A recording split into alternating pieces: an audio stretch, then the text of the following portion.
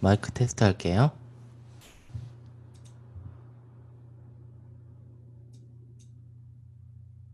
소리 잘 들리시나요? 네, 지금 많이들 들어오고 계셔서 잠깐만 기다렸다가 시작할게요.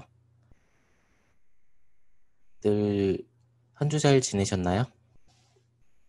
어드밴스 관련해서 오늘 설명 한번 더 드릴 테니까 혹시 관심 있으시면 조금 있다가 수업 중간에 설명드리고 넘어가도록 하겠습니다. 음, 네,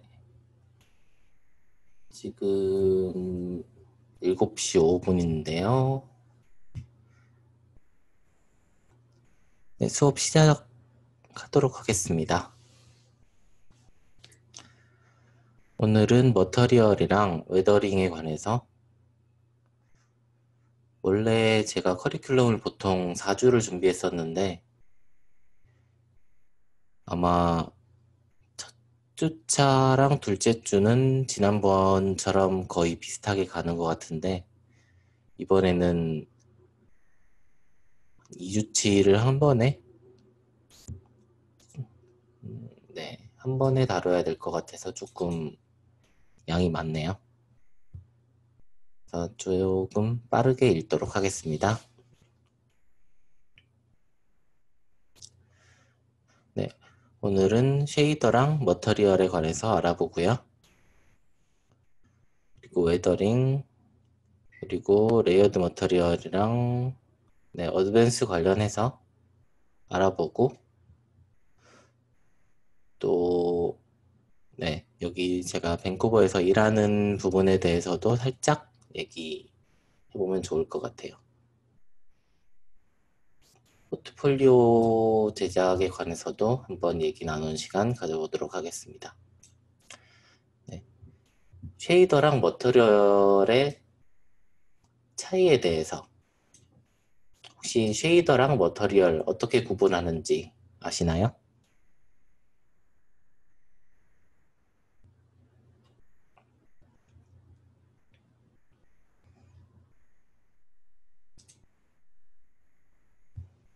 쉐이더, 머터리얼.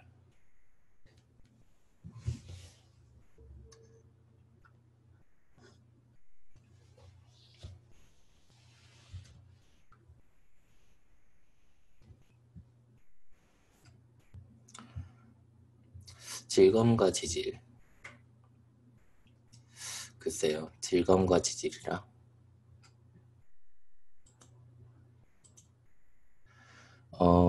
쉐이드라는 게 음영이라는 뜻이거든요. 머터리얼은 물질이라는 뜻이고요. 그래서 개념을 정리하자면 지난 시간에 텍스처는 오브젝트의 입혀질 옷이라는 개념으로 이해하도록 설명을 드렸었고요.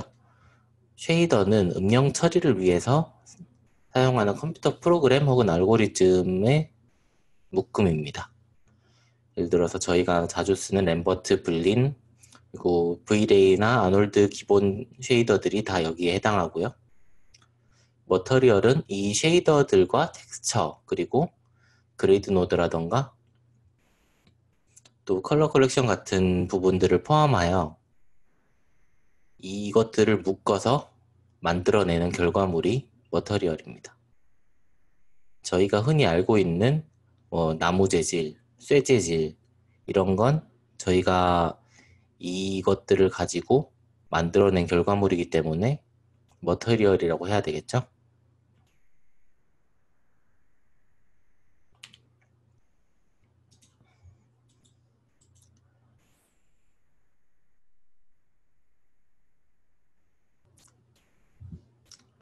그래서 개념을 정리하자면 텍스처, 그리고 쉐이더, 그리고 필요하다면 그레이딩이나 페이싱 레이시오 같은 부분도 들어갈 수 있고요. 이런 하이퍼 쉐이드에서 혹은 맥스 머터리얼 에디터에서 조절 가능한 부분들을 총합하여 오브젝트에 어사인 하는 게 머터리얼이 되겠죠.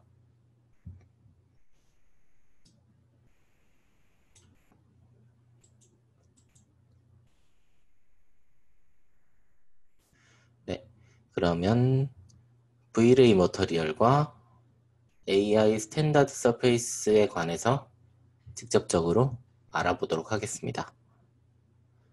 혹시 지금 수업 듣고 계신 분들 중에는 V-ray를 많이 써보셨나요? 아니면 아놀드를 많이 써보셨나요?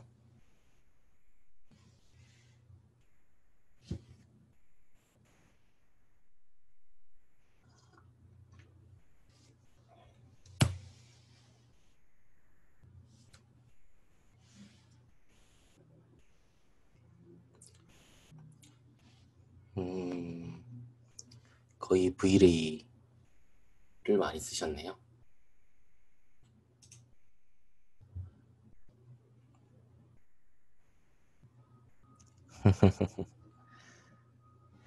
예.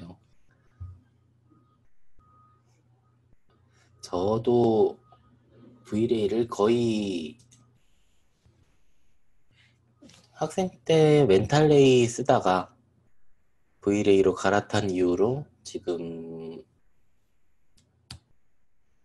한 6년 정도? 7년? 6년? 7년째 쓰고 있는 것 같아요.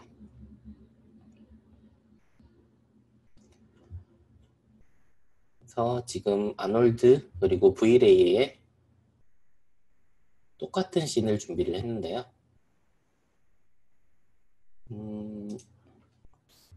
네. 먼저 다들 많이 안 쓴다고 하신 아놀드 먼저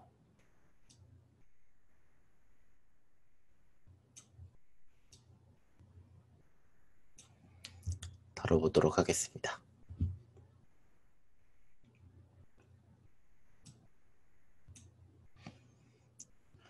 자, 아놀드에 이런 환경을 준비했고요.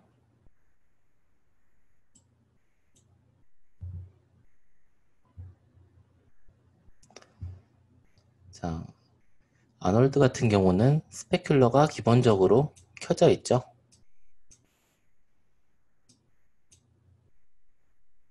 이렇게 스페큘러가 기본적으로 켜져 있고요. 기본 재질의 색깔을 베이스 컬러로 정의하고 있죠. 지난주에 말씀드렸던 것처럼 프린시플드 BRDF에서 가져온 베이스 컬러를 사용하고 있습니다. 네, 레드시프트 유저분들도 좀 계시네요. 패러미터 이름이랑 사용 방법이 거의 흡사하기 때문에 다른 렌더러에서도 크게 어렵지 않게 사용이 가능하시겠죠. 그리고 아놀드 같은 경우는 기본 웨이트, 기본적으로 0.8 어마운트로, 그러니까 컬러와 이 컬러의 강도가 각각 따로 조절이 가능한데 기본 0.8로 되어 있습니다.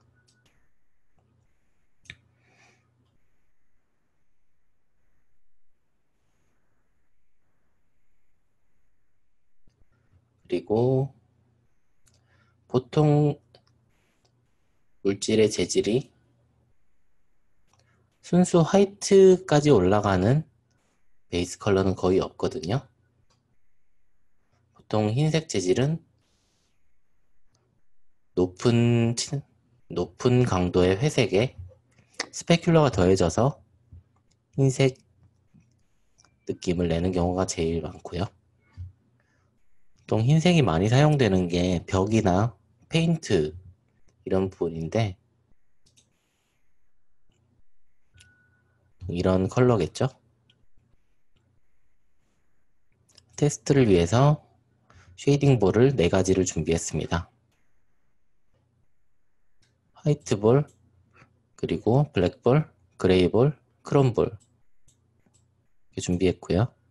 화이트볼과 그레이볼은 각각 러프니스 0.5로 세팅을 했으니 참고하시면 좋을 것 같습니다. 그리고 디퓨즈 러프니스는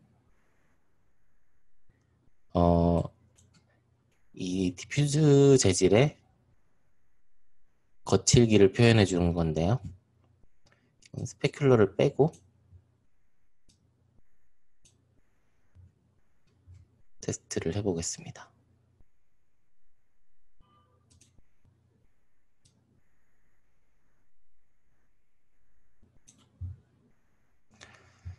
디퓨즈 러프니스가 0일 때랑 1일 때 느낌이 조금 달라지죠? 어떤 게 달라졌을까요?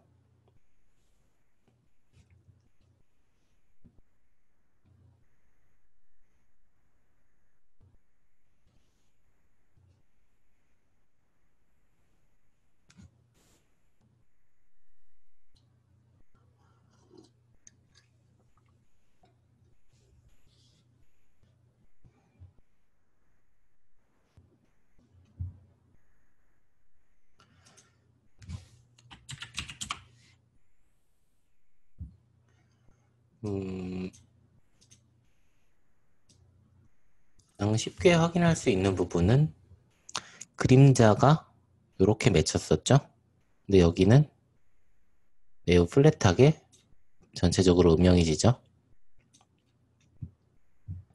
단순히 컬러만 낮아지는 거라면 컬러 웨이트에서 다 사용이 가능할 거예요.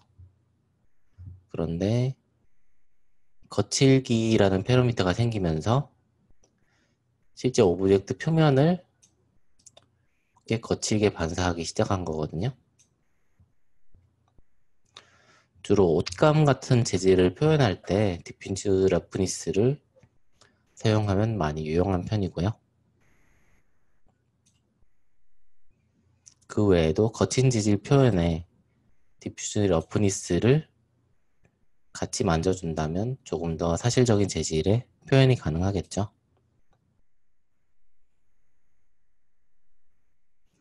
그리고 지난 시간에 말씀드린 것처럼 메탈리스,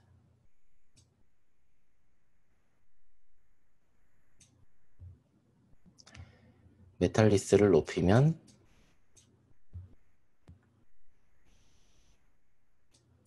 이 베이스 컬러의 색이 그대로 리플렉션 컬러가 됩니다.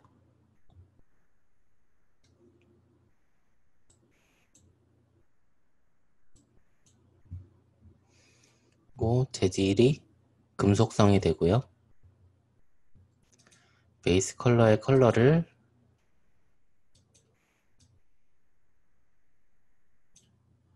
금색조로 바꿔주면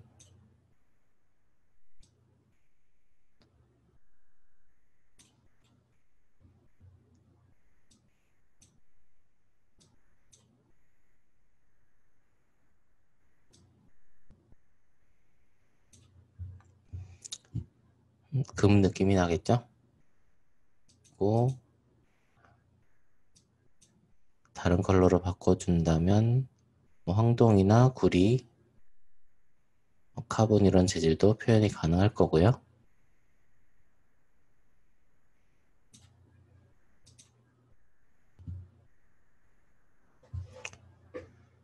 그리고 러프니스, 지난 시간에 말씀드렸지만 이 러프니스 같은 경우는 이 재질에 마찬가지로 거칠기를 표현합니다. 반사 재질 거칠기를 표현하는 거고요. 그래서 디퓨즈 러프니스와는 전혀 별개로 작동을 하겠죠. 그리고 메탈리스가 1일 때 디퓨즈 러프니스는 당연하지만 디퓨즈가 사용이 되지 않기 때문에 작동이 안 되도록 락이 걸립니다. 그리고 IOR도 마찬가지고요.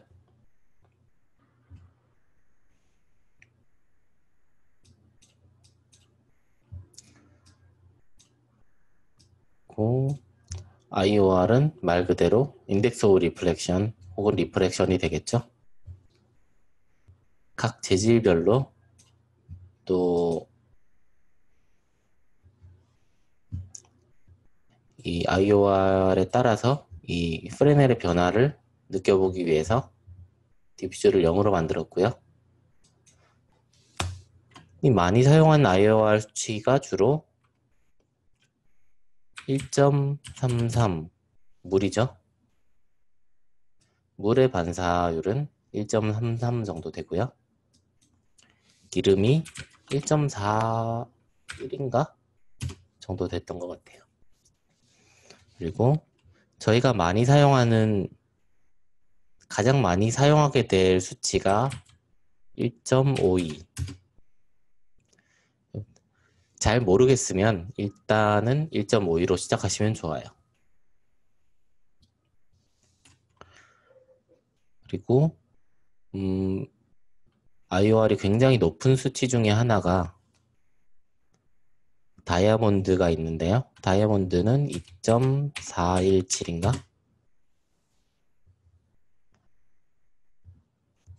그렇거든요. 그래서 얘도 반사를 놓고 보자면 2.417과 아까 유리 재질의 1.3, 물 재질의 1.33 다르죠?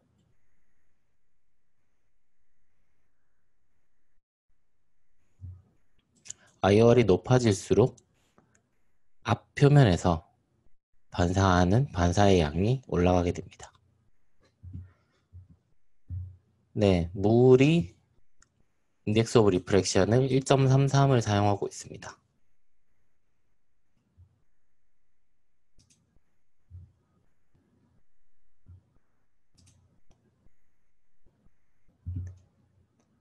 네, 물론 정해진 값인데 뭐 1.35가 더 예쁘다. 그럼 1.35로 사용할 수도 있겠죠. 근데 일단은 이게 굉장히 좋은 스타트 포인트가 되겠죠.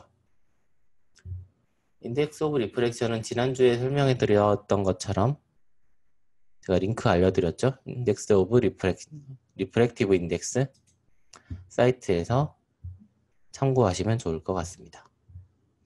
그리고 애니소트로피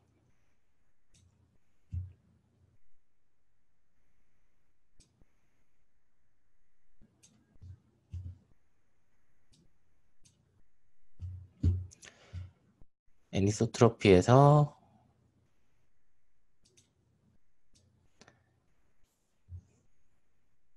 0일 때 그리고 1일 때 똑같아요. 애니소트로피는 이 리플렉션이 맺히는 방향성을 조절해 주게 되는데요. 러프니스를 높여주고 애니소트로피를 움직여야 변화가 보이죠.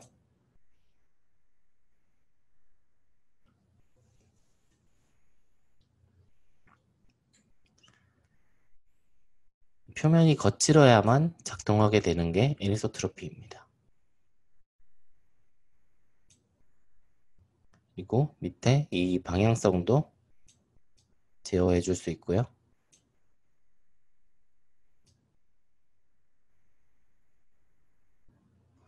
0에서 1까지 방향성을 가지고 있는데 0이 0이고 1이 360이겠죠?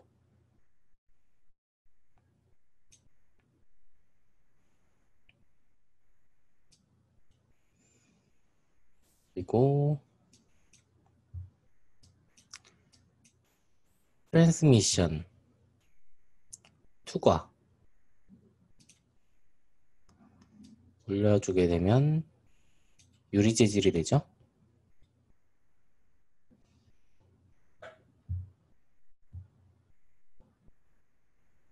그리고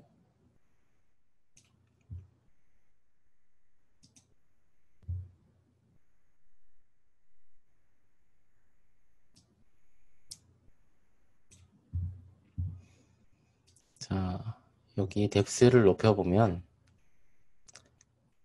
뎁스도 딱히 달라지는 걸 못 느끼시겠죠?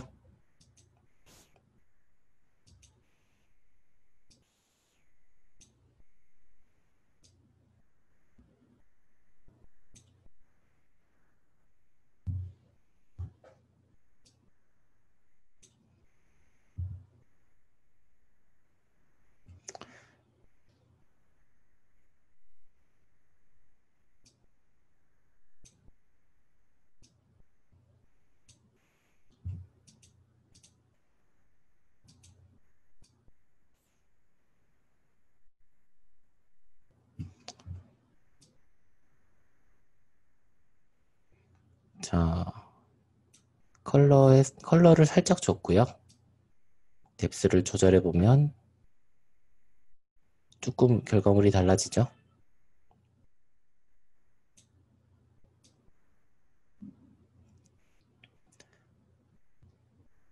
얼마나 깊어 보이냐가 될 수도 있겠고요.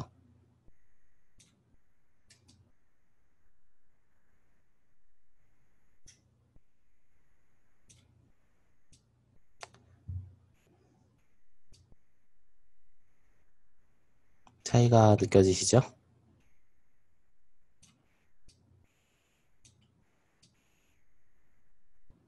이렇게 조절했을 때 이렇게 컬러 차이가 있습니다.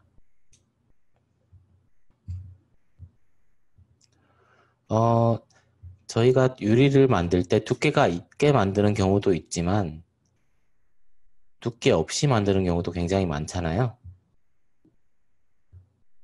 근데 그걸 조금 더 편리하게 핸들링할 수 있도록 만들어둔 패러미터인 것 같습니다.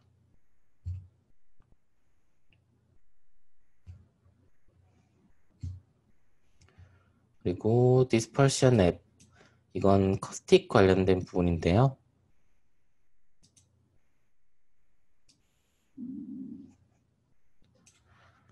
빛 확산과 산란이 일어나죠.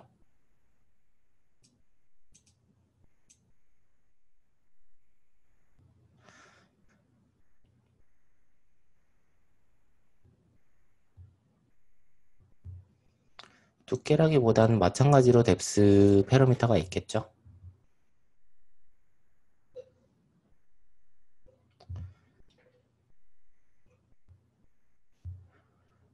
어디까지나 굴절률은 이 IOR에 따르고요. 그냥 컬러만 그렇게 깊어 보이도록 변화를 준다고 생각하시면 될 것 같습니다.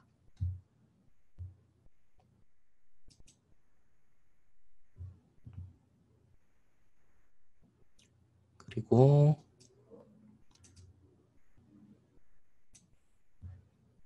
트랜스미션 패러미터를 해지를 하고요. 저희가 서페이스 재질을 올려볼게요. 적당히 가장 많이 사용되는 게 살색이니까 피부니까 피부톤으로 컬러를 잡아보겠습니다.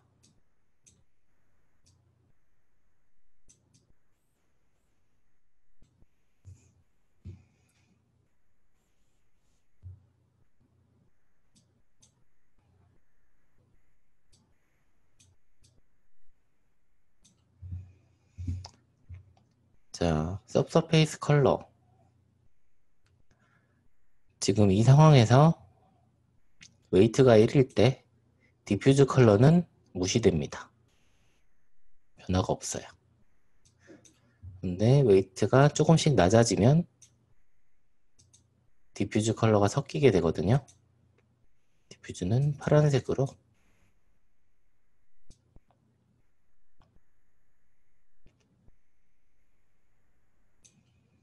이렇게 하시면 차이를 확인하실 수 있고요.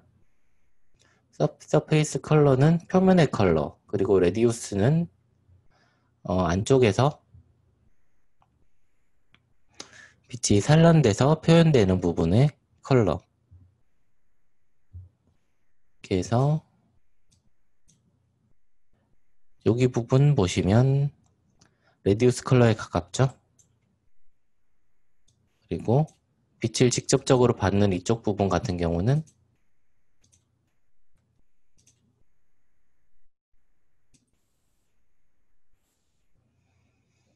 서페이스 컬러에 가깝고요. 그리고 이 스케일은 말 그대로 이 산란의 두께를 조절해 주게 되는데요.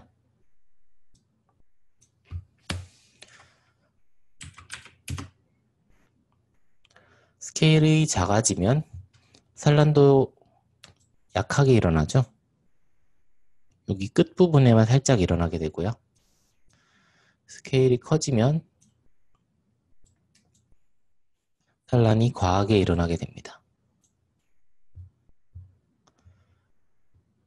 이걸 잘 다루게 되면 양초라던가 뭐 호박 같은 유기체도 표현이 가능하고요. 또 얇은 플라스틱도 SSS 재질로 표현을 해야 조금 더 효과적으로 표현할 수 있겠죠.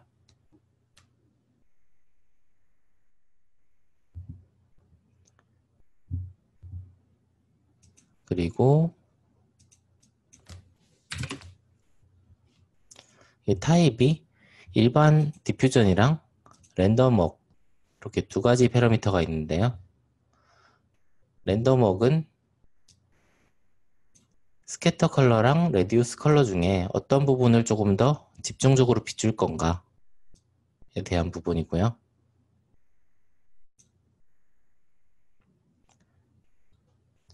같은 수치임에도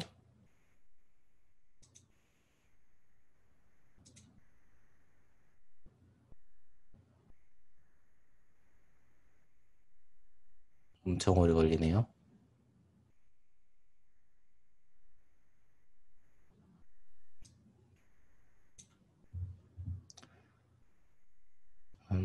포지티브 밸류랑 네거티브 밸류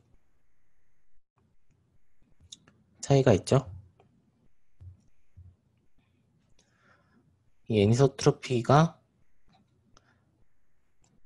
플러스 영역에 있을 때 조금 더 반투명한 재질에 가깝게 표현이 되고요. 이게 낮을수록 조금 더 단단한 피부 같은 재질, 뭐 얘 같은 경우는 눈알 같은 거 표현할 때는 조금 더 유리하겠네요. 그렇죠?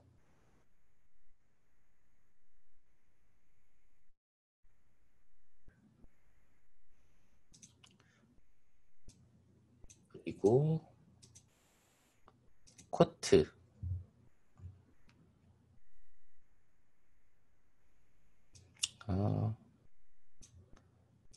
간단하게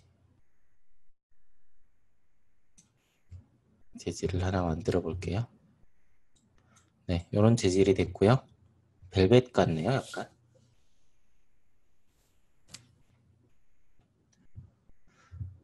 코트 같은 경우는 추가로 광택을 추가해 줄 수 있습니다. 카페인트 같은 재질을 표현할 때 조금 더 유리하겠죠?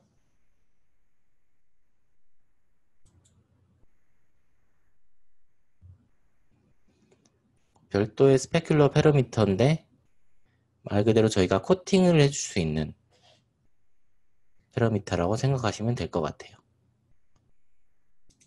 코트가 있고 없고 여부는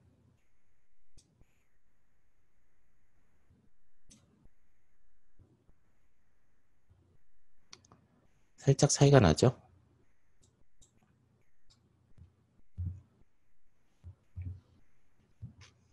그 다른 부분은 별도로 설명을 안 드려도 되는 부분이고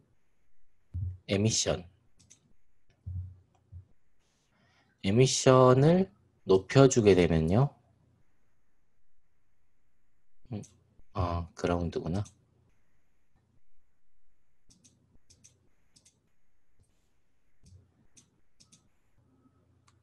에미션을 높여주게 되면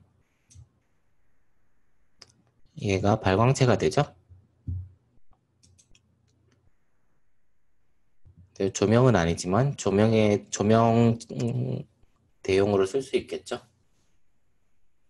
예를 들어서 라이트는 따로 있고, 라이트가 어떤 오브젝트를 통해서 올라온다거나, 라바 같은 부분도 에미션으로 표현이 가능할 것 같고요.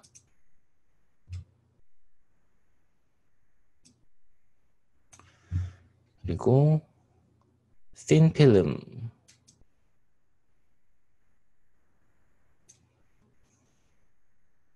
이것도 겉에 막을 싸주는 거라고 생각하시면 될 것 같아요. 네, 컬러 다이나믹하게 바뀌는 거 보이시나요? 아니요. 주변 부분에 이미션을 적용을 하시려면 다른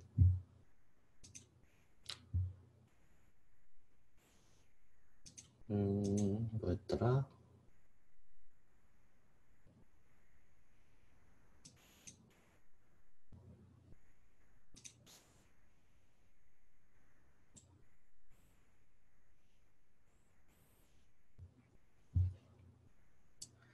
AI 플래시였나?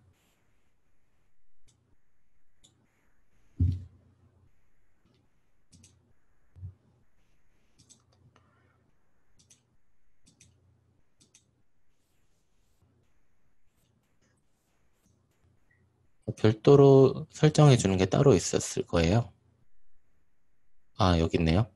메쉬라이트를 사용해야 오브젝트를 뭐 라이트로 사용할 수 있고요.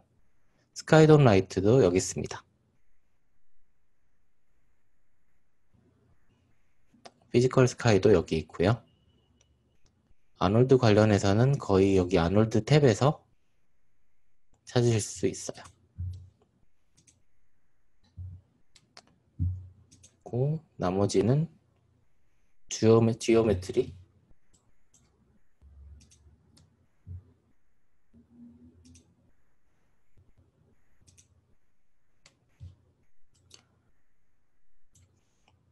그런 오파시티 같은 부분, 아놀드에서 오파시티 표현하시려면 지오메트리 아놀드 탭에서 오팍을 꺼줘야 되겠죠.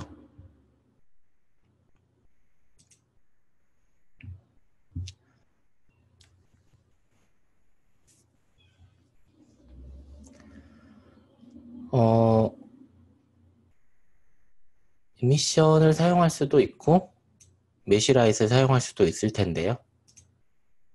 걔가 다른 환경에 영향을 줘야 된다면 메쉬라이트를 사용하시는 게 조금 더 유리하실 거고, 그렇지 않다면 에미션으로 조금 더 가볍게 표현해 볼 수 있겠죠. 지오메트리 말 그대로 오브젝트 표면에 대한 부분들, 투명도라던가 그리고 범프 맵핑 이런 부분에서 영향을 주겠네요.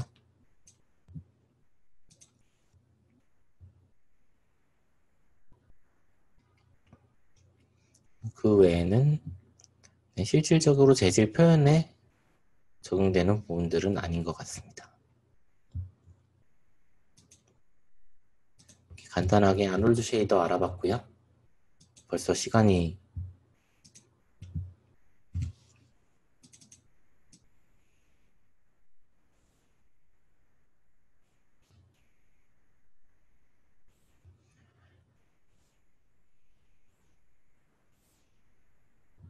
V-Ray는 뷰포트 렌더로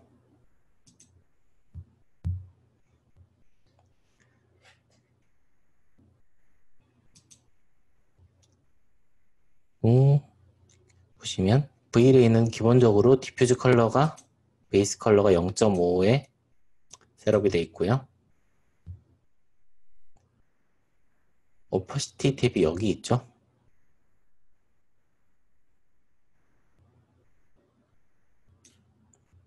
오퍼시티 모드도 세 가지 모드가 생겼고요. 러프니스 마찬가지로 표면이 거칠어지죠.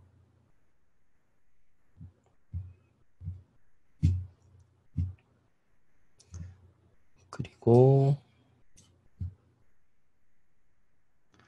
기본적으로 V-Ray는 리플렉션 컬러가 꺼져 있습니다. 올려주시면 작동하기 시작하고요. 아놀드는 러프니스를 사용했었는데 V레이는 글로시니스를 사용하죠.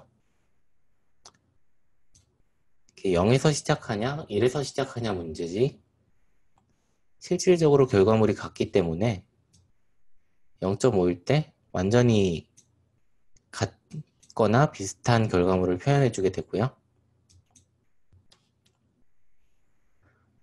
만약에 러프니스라면 글로시니스를 사용하기 위해선 인버트를 하시면 되고 반대의 경우도 마찬가지입니다. 그리고 V레이에서 이런 러프니스 패러미터 사용자분들의 편의를 위해서 여기 유스 러프니스 패러미터를 만들어 놨죠. 체크박스를. 이럴 때는 리플렉션 러프니스로 패러미터 이름도 변경이 되고요. 러프니스 기반으로 사용할 수 있도록 재질이 좀 커스터마이징 되었습니다.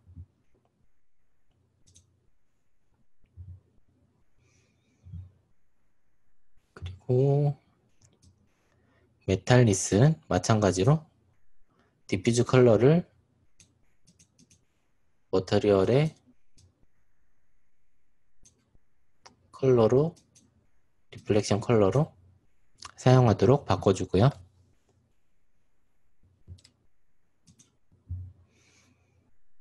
이니소트로피 마찬가지죠. 러프니스가 올라갈수록 혹은 글로시니스가 내려갈수록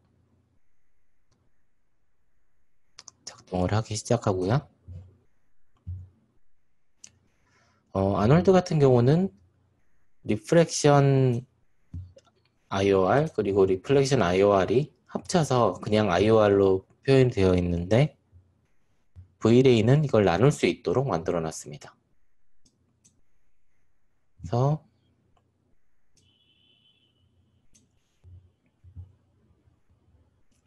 리프렉션에 기본적으로는 리프렉션 IOR을 따라가지만 필요하다면 락을 해제하고 반사만 혹은 굴절만 IOR을 조절하는 게 가능하겠죠. 하지만 대부분의 경우에는 리플렉션 IOR은 같기 때문에 이렇게 표현을 해주시는 게 좋을 것 같습니다.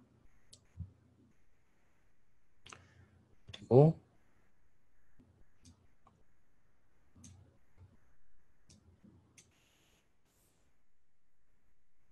리프렉션을 올리게 되면 굴절을 하기 시작하죠. 이름만 다를 뿐 아놀드에서는 트랜스밋 섹션을 사용했었고 V레이에선 리프렉션을 사용한다. 이렇게만 알고 있으시면 될 것 같습니다. 그리고 리프렉션 글로시니스를 이렇게 낮춰주게 되면 불투명한 유리 재질로 바뀌었죠. 렌더 타임은 어마어마하게 잡아먹습니다. 또 웬만하면 리프렉션 글로시니스는 거의 건드리지 않아요. 굴절이 탁해지면서 이 재질도 꽤 예쁜데 어마어마한 샘플 값을 잡아먹거든요. 재질이 이 정도 되면 거의 SSS 쉐이더를 사용하는 게 조금 더 유리하겠죠.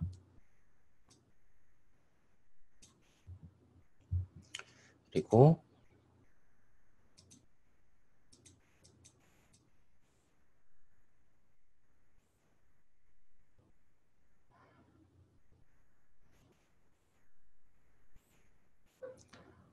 아까 물어보셨죠, 뎁스? V레이에서는 포그라는 걸 사용하는데요. 해주는 역할은 거의 흡사합니다.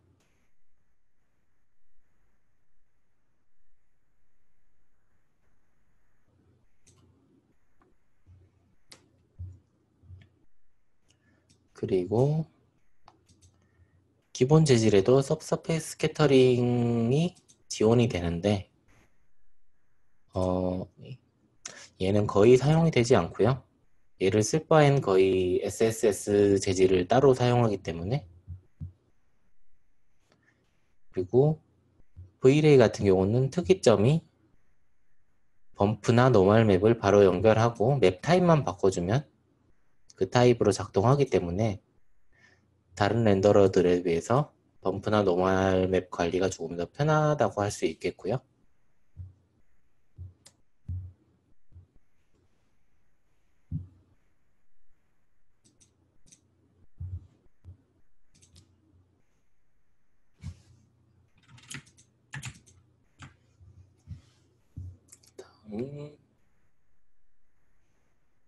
다시 수업으로 돌아가서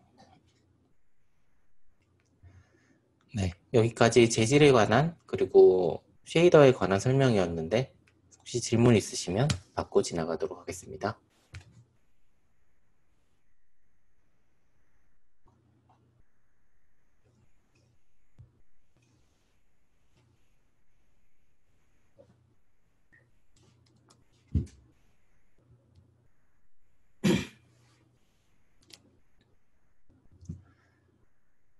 네, 없으시면 바로 웨더링 넘어가요. 네, 메탈리스는 넥스트부터 생겼습니다. BRDF 타입은 별도로 설명은 안 해드렸는데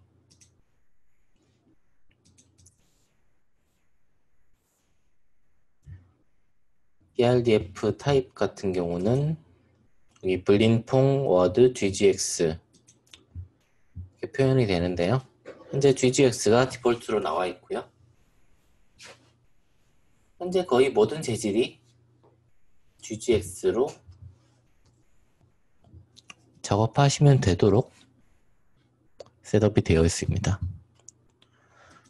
가장 최근에 나온 타입이고요. 조금 더 미세한 표면을 계산할 때 예전에 블린이 중간이고 퐁은 조금 더 유기체 그리고 워드는 조금 더 메탈 같은 부분에 사용하도록 권장을 했었는데 지금은 이 위에 세 개는 다 집어치우고 거의 GGX를 사용하게 되는 것 같아요. 저도 같은 글로시니스를 가지고 있을 때 조금 더 또렷하고 예쁜 반사를 보여주고 있습니다.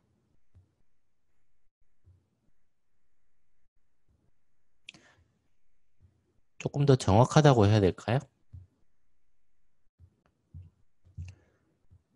아놀드도 마찬가지고 이제 거의 모든 렌더러들이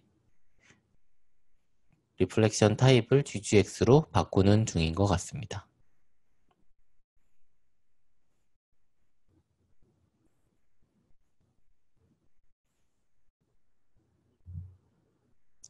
네, 그러면 시간이 없으니까 웨더링으로 넘어가서요. 웨더링 같은 경우는 풍화작용을 의미를 하고요. 저희가 CG에서 만든 에셋을 조금 더 자연스럽게 보여줄 수 있도록 뭔가 인위적으로 저희가 오브젝트를 낡게 만들거나 좀 더 시간의 흐름을 표현해 줄 수 있게 혹은 얘가 얼마나 사용됐는지 사용감을 주기 위해서 혹은 단순하게 실제감을 주기 위한 과정일 수도 있겠죠. 저희가 프라모델을 샀을 때 굉장히 깨끗하죠. 일부러 이렇게 덜트를 추가해서 실제감이나 혹은 디테일을 주는 과정을 웨더링이라고 하는데요. 저희가 CG에서도 비슷하게 표현을 하고 있습니다. 이 웨더링에는 destruction, 즉 물리적 충격에 의한 파괴 혹은 형태의 변형이 제일 대표적이겠죠. 예를 들어서 이렇게 액정 깨져본 적이 없는데 액정이 깨져보신 분들 가슴 아프다고들 하더라고요. 그리고 이렇게 크랙 혹은 이렇게 파괴 말고도 유리 말고도 뭐 벽이 갈라졌다거나 또 나무가 약간 음, 나무 같은 부분들, 특히 오래 쓴 빗자루 같은 거 보면 끝이 다 마모가 돼 있죠. 그런 것도 다 물리적 충격에 의해서 이게 충격이 강한 충격이었는지 약한 충격이었는지에 따라 다른 결과물을 보여줄 수 있는 것 같네요. 이렇게 자동차 또 마찬가지로 물리적 충격에 의해서 어디 부딪혀서 긁히고 찌그러졌죠. 이런 부분, 이런 큰 왜곡은 모델링의 영역이지만 이런 스크래치들은 저희가 표현을 해주는 게 조금 더 쉬운 표현 방법이겠죠.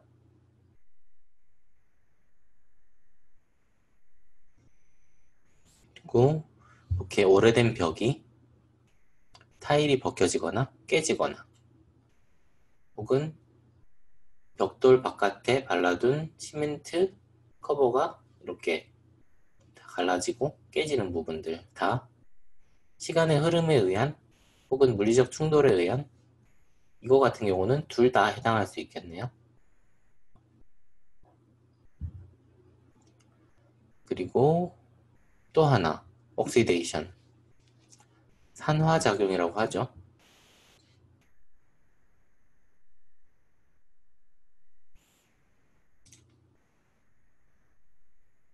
산화작용의 대표적인 게 어떤 게 있을까요? 혹시 아시는 분? 녹, 그렇죠. 쉽게 말해서 산소와 반응하는 건데 녹이 제일 대표적이겠죠.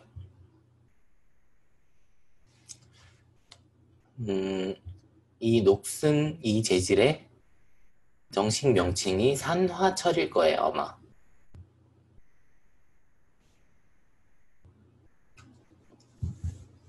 대표적인 산화물질이 녹이 있고요. 녹 외에도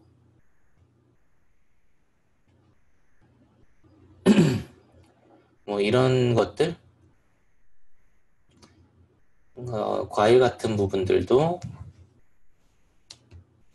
산소와 맞닿아서 마르기도 하고 색도 변하고요. 이것도 산화에 속하는 부분입니다.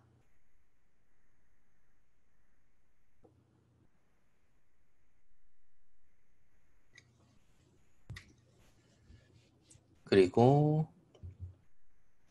스크래치 같은 부분은 물리적 충돌에 해당하겠죠.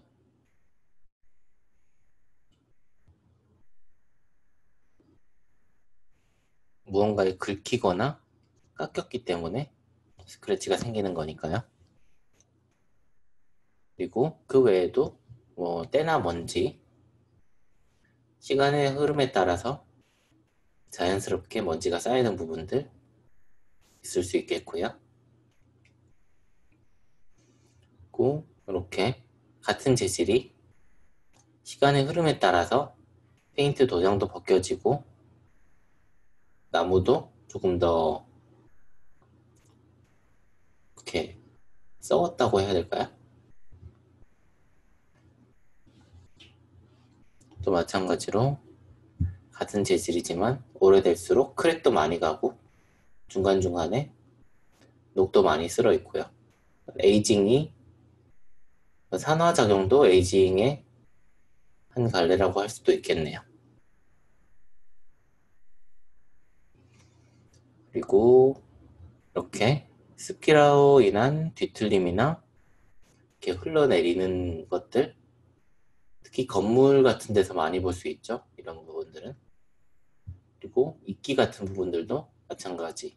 이끼가 이렇게 돼서 내려오기도 하고요.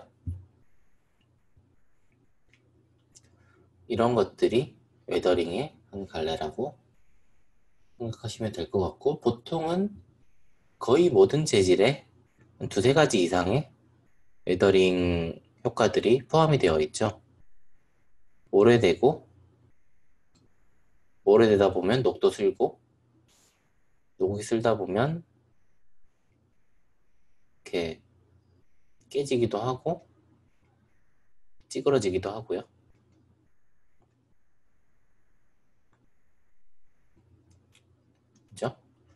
그래서 저희가 여러 가지 재질이 섞이는 혼합 재질을 표현을 할 때 이렇게 레이어드 머터리얼을 사용을 하게 되는데요. 보통 이 단위가 텍스처 단위에서 일어나서 저희가 이 텍스처만 가지고 머터리얼에 플러그인만 하면 끝나도록 작업을 합니다. 하지만 원리를 쉽게 설명해 드리기 위해서 예제를 하나 더 준비를 했습니다.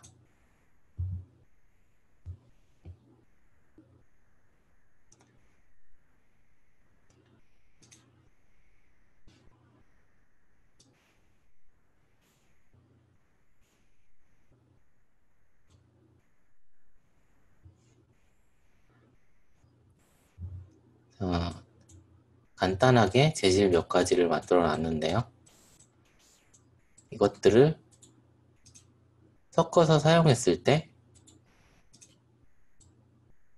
어떤 부분이 달라지는지 확인해 보겠습니다. 일단 가장 기본적으로 이런 쇠 재질에 페인트 칠을 많이 하죠. 그래서 쇠 재질에 페인트가 덮여 있게 되면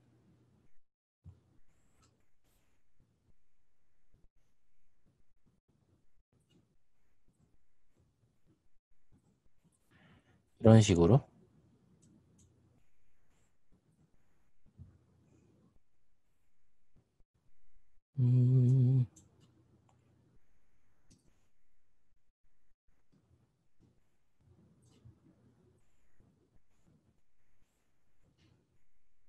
이런 복합 재질이 탄생을 하게 되는데요.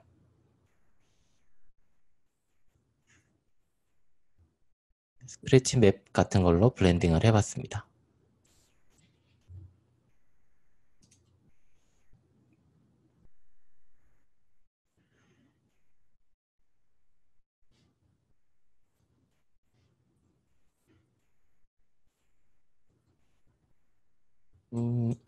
V-Ray Next 같은 경우는 장점이 아놀드에만 있던 디버깅 모드를 지원을 하는데요. 저희가 이 머터리얼을 두 개를 섞을 때 사용했던 마스크 맵을 제가 선택을 했습니다. 선택한 맵이 바로 오브젝트에 반영돼서 보이는 거고요. 아놀드 유저분들은 이미 많이들 사용해오고 계셨겠지만 V-Ray에도 이제 추가가 됐기 때문에 조금 더 룩 대비 수월해졌죠.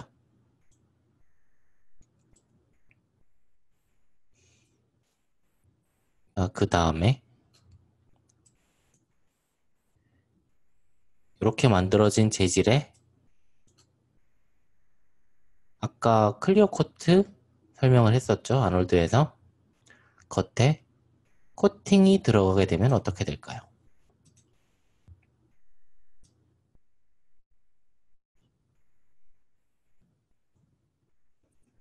이런 식으로 반반 섞었거든요. 재질들을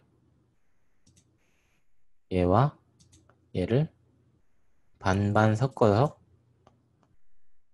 진한 색깔의 레드 톤의 겉에 코팅이 된 느낌을 얻었습니다.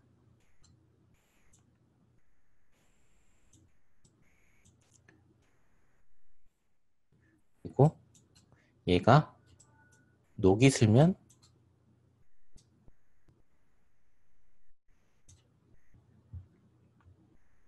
어떻게 될까요?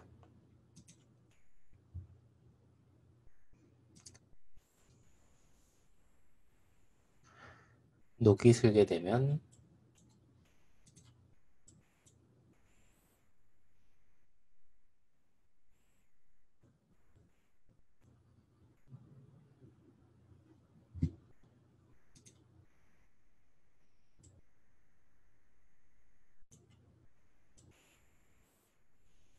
여기 있네요.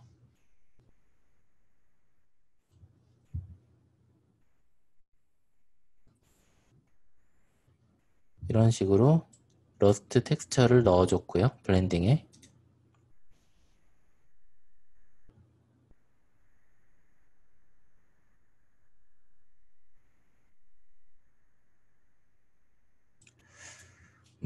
해상도가 낮아서 잘 안 보이시죠?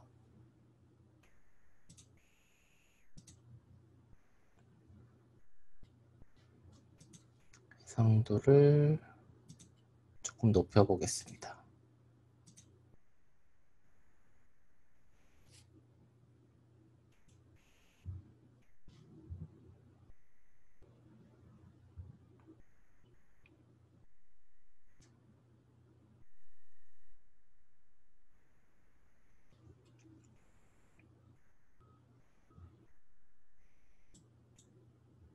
아까보다는 조금 더 쉽게 보실 수 있을 것 같아요.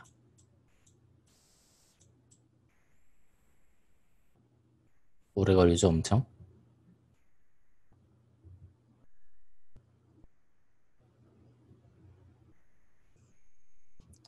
재질 종류가 많아서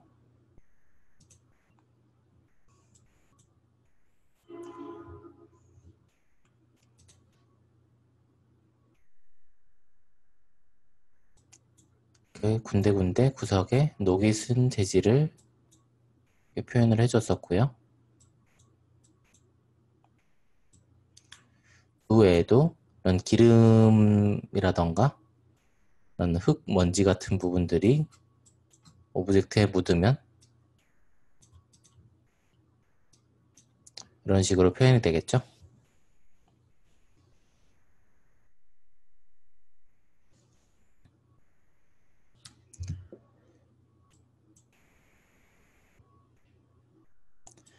이게 보통 저희가 자주 사용하는 현재 서브스턴스건 말이건 다른 어떤 툴에서도 가장 많이 사용하는 방법 중에 하나인 웨더링 방식이고요. 이렇게 기본 재질 몇 개를 만들어 둔 다음에 이 재질들을 레이어로, 마스크로 레이어링을 하는 방식입니다. 혹시 여기에 대해서 질문 있으신 분 있으실까요?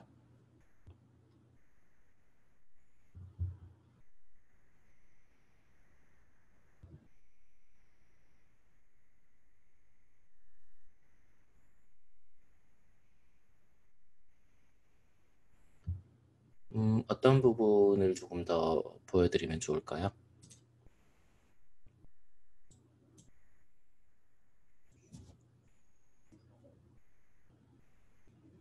음, 더 보여드린다라.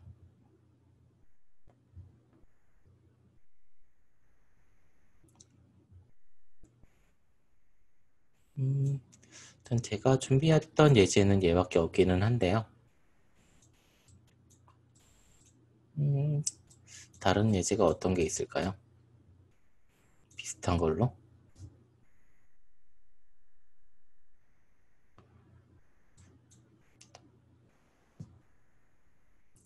그냥 이렇게 녹슨 재질 위에 이렇게 흙, 먼지가 얹어진 것도 바로 표현이 될 거고요. 그러게요. 제가 얘네들로 만들 수 있는 것들 중에 보여드리기 쉬운 건 다 설명을 드린 것 같아서 이렇게 스크래치, 코팅, 러스트, 더트, 그리고 오일 더트까지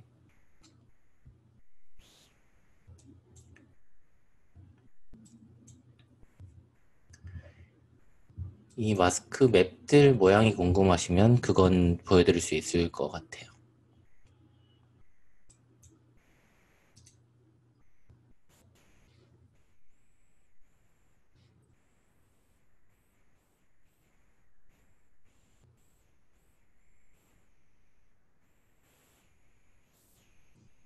예를 들어 오일 같은 경우는 이렇게 노이즈를 사용했고요. 그리고 흙먼지 같은 경우는 위에 이렇게 쌓이는 거죠. 마야에 기본적으로 있는 스노우 텍스처를 사용해서 이렇게 표현을 했고요. 다음 이렇게 더트 같은 부분들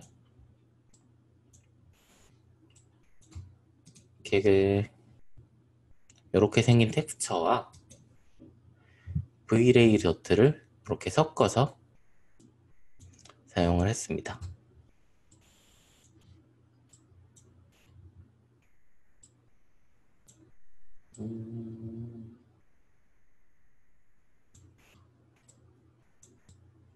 그 외에는 아까 보여드렸던 것처럼 이렇게 스크래치도 스크래치 텍스처와 커버처 맵을 간단하게 사용해서 마스크뿐만 아니고요. 자기가 사용한 텍스처도 확인이 가능하고요.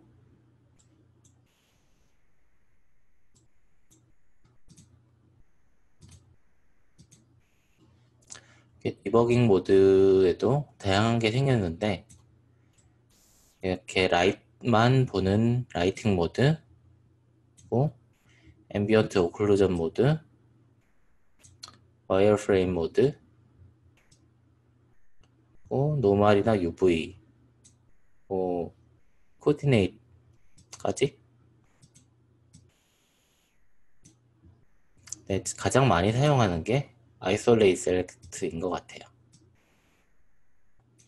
이번 V-Ray Next 베타 3 버전부터 이 기능이 들어왔는데 사실 V-Ray가 이 기능이 많이 아쉬웠거든요. 이제는 네, 이렇게 불편했던 부분들 해결이 됐기 때문에 유용하게 저희는 쓰면 되겠죠.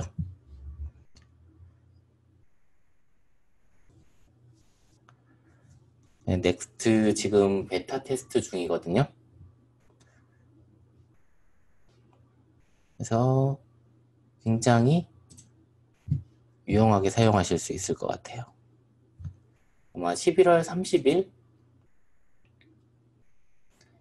까지인데 저희가 렌더러를 다뤄야 하는 부분들까지는 아직 베타입니다.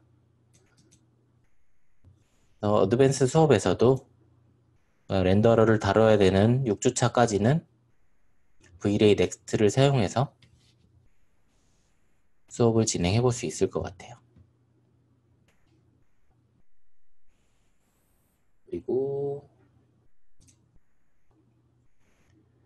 네, 방금 설명해 드린 게 이 마스크 시스템이고요.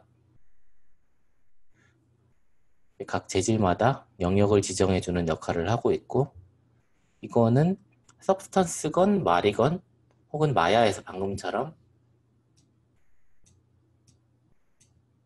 혹시 궁금하실까봐 하이퍼 쉐이드는 이렇게 작업을 했었습니다.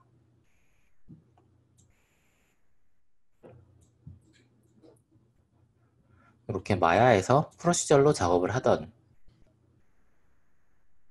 어쨌든 저희는 이 마스크를 사용해서 재질을 표현을 하게 되는 경우가 많고요.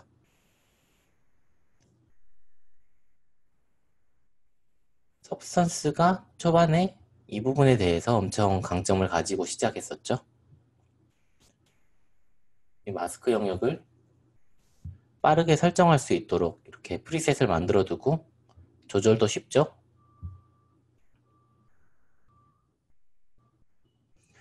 스마트 마스크의 원리는 방금 제가 보여드렸던 것처럼 이게 앰비언트 오클루전 차폐 영역이죠. 그래서 주변 오브젝트가 맞닿아 있는 부분은 어둡게 떨어지고 앞에 방해하는 오브젝트가 없는 부분은 밝게 떨어지고요.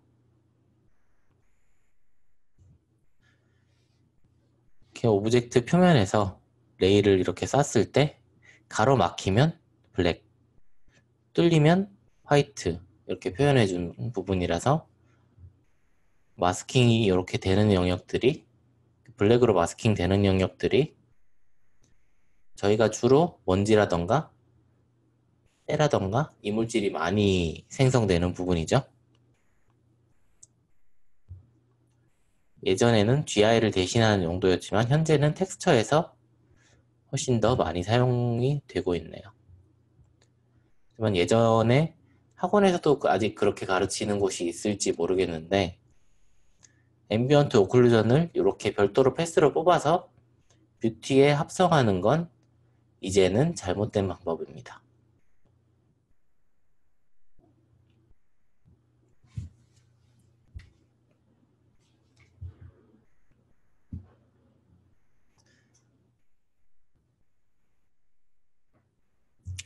이렇게 방금 설명해 드렸던 것처럼 차폐된 공간일수록 이물질이 쉽게 쌓이겠죠? 저희 집 아닙니다. 저희 집 이렇지 않아요.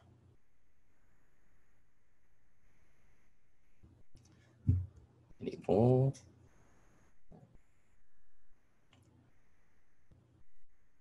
네, 그 다음 커버처 오브젝트의 공류를 표현해주는 웹인데요.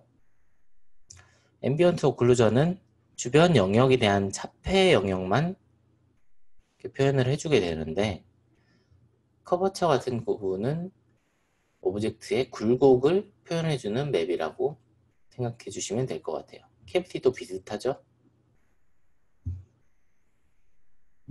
커버처, 굴곡 이렇게 이해를 하시면 되고요. AO와의 가장 결정적인 차이는 이렇게 컨벡스와 컨케이브를 나눠준다 이런 부분인데 이거 두 개를 그냥 합쳐서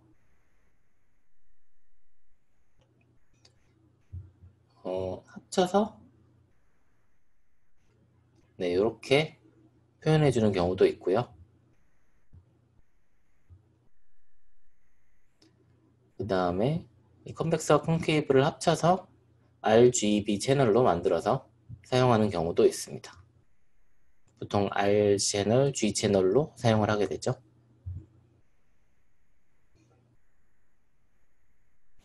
커버처를 저희가 왜 쓰냐?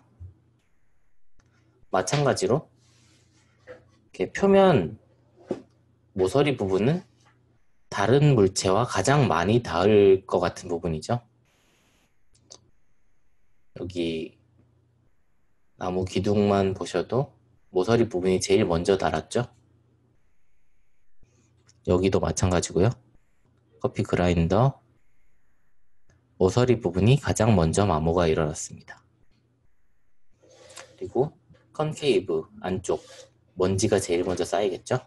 이렇게 겉보다 여기 안쪽이 먼지가 더 빨리 쌓이고 청소도 쉽지 않기 때문에 자연스럽게 커버처가 많이 사용이 되고 있고요.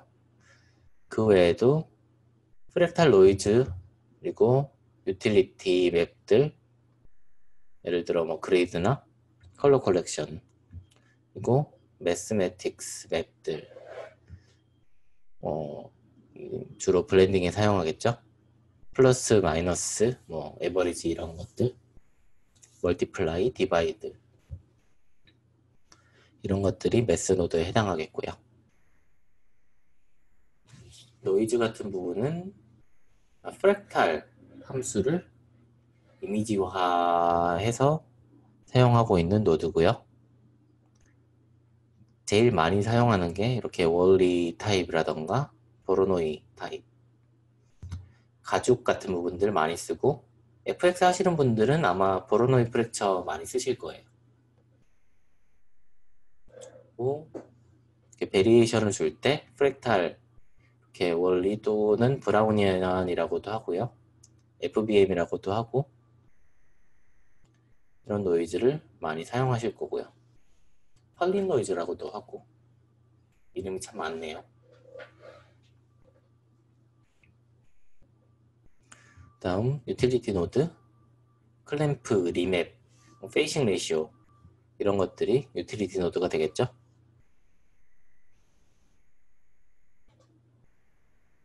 그리고 아까 말씀드렸던 것처럼 플러스 마이너스, 멀티플라이 디바이드, 뭐 민맥스 이런 부분들 아까 표현을 해줄 때 브랜드 컬러도 사용했었고요. 플러스 마이너스도 사용했었고 블렌딩에 많이 사용하게 됩니다. 두 개의 맵을 합쳐주거나 A 맵에서 B 맵을 빼야 되는 경우도 많이 생기거든요.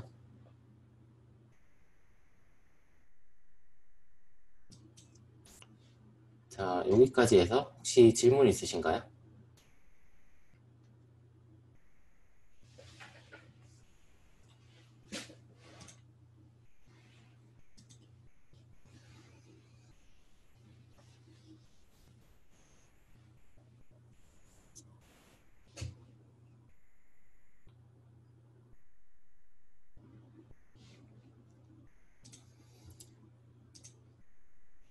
네, 페이싱 레이시오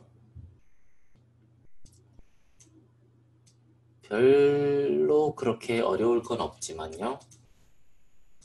페이싱 레이시오는 어떻게 생각하시면 좋을까 하면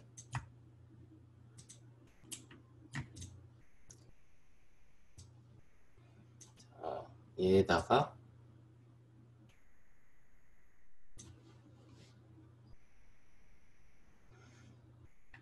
뷰티에서 오클루전을 따로 뽑는 게 아니고요.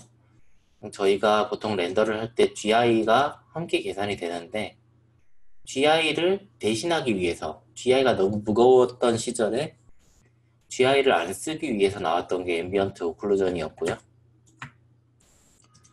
현재 GI 계산이 일반적이게 된 지금 더 이상은 사용하지 않겠죠. 그래서 멀티플라이를 앰비언트 오클루전을 별도로 뽑게 되면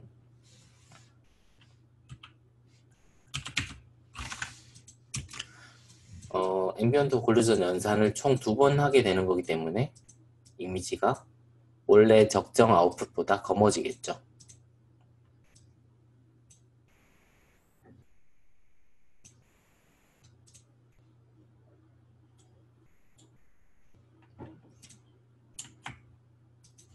자, 이 오브젝트의 컬러에 이렇게 Vray 프레넬 노드를 하나 추가했고요. 이 페이싱 레이시오 같은 경우는 저희가 카메라로 보는 방향에 따라 맵이 인터랙티브하게 변하는 텍스처고요.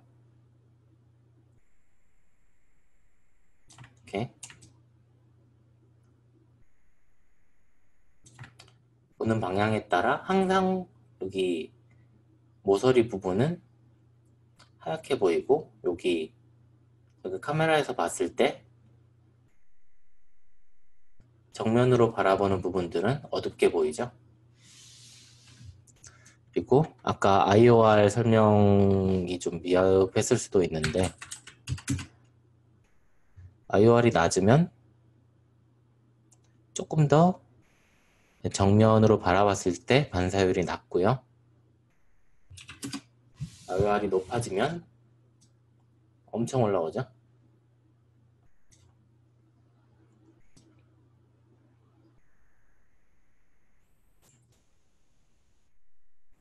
페이싱 레이시오는 바라보는 방향에 따른 포로 값이라고 그라디언트 값이라고 생각하시면 될 것 같습니다. 결국 IOR, 프레넬과 거의 유사한 부분이고요. 그래서 Vray 같은 경우는 이렇게 IOR로 조절을 하게 되어 있는데 이걸 감마로 조절하게 된 렌더도 있고요. 어차피 0과 1 사이의 간격이나 혹은 0과 1 사이의 그 그라디언트 맵의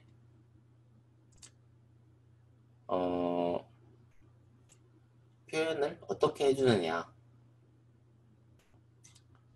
거기에 따라서 이미지가 달라지는 부분이기 때문에요.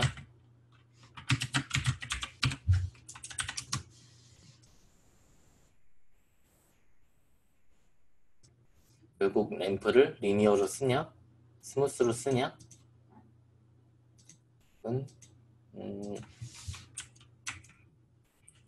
폴업을 어떻게 쓰냐 혹은 중간값을 어디에 두냐 이 부분에 따른 차이라고 생각하시면 좋을 것 같습니다.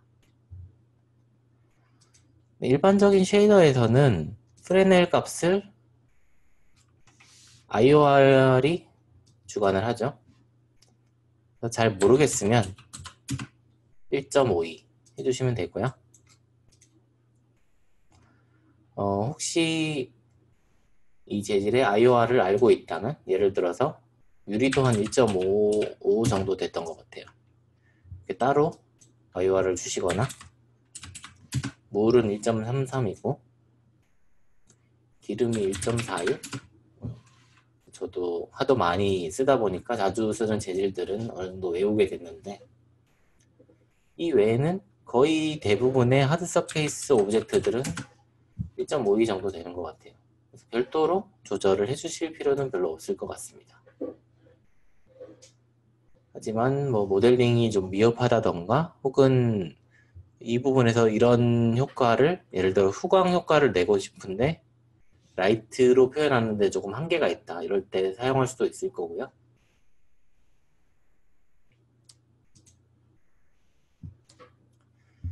좀 더 다양하게 응용해서 사용하긴 하는데, 일반적인 재질 표현에는 그렇게 사용을 안 하셔도 상관없을 것 같습니다. 네, 범인님 링크 감사합니다.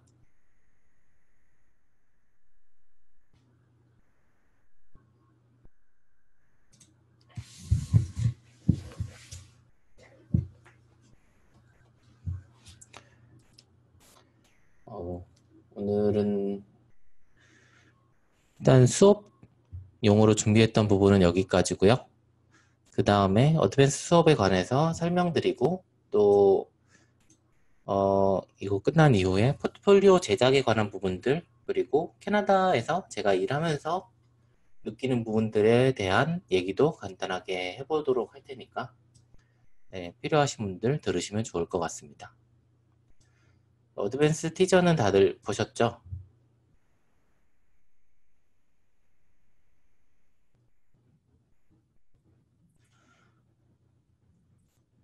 여기서 제가 여기 주황색 옷 입은 애들 텍스처링을 했었는데, 텍스처 룩덱을 했었고요. 요건 라이팅을 했었고,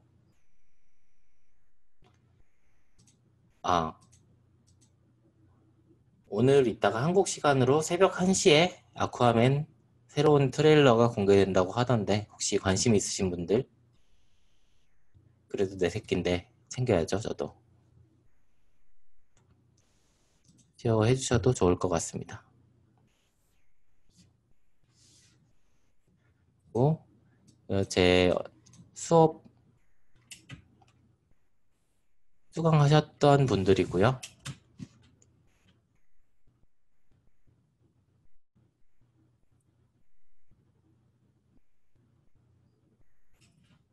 센스 때는 이렇게 기본적인 머터리얼 시스템이나 PBR에 관해서 설명을 드렸다면, 어드밴스 때는 이렇게 실질적으로 텍스처를 해보면서 재질을 만들어 보면서, 또 변경된 마리 4.2에서 변경된 인터페이스라던가 사용법들, 그리고 조금 더 개선된 워크플로우를 설명을 해드릴 수 있을 것 같고요.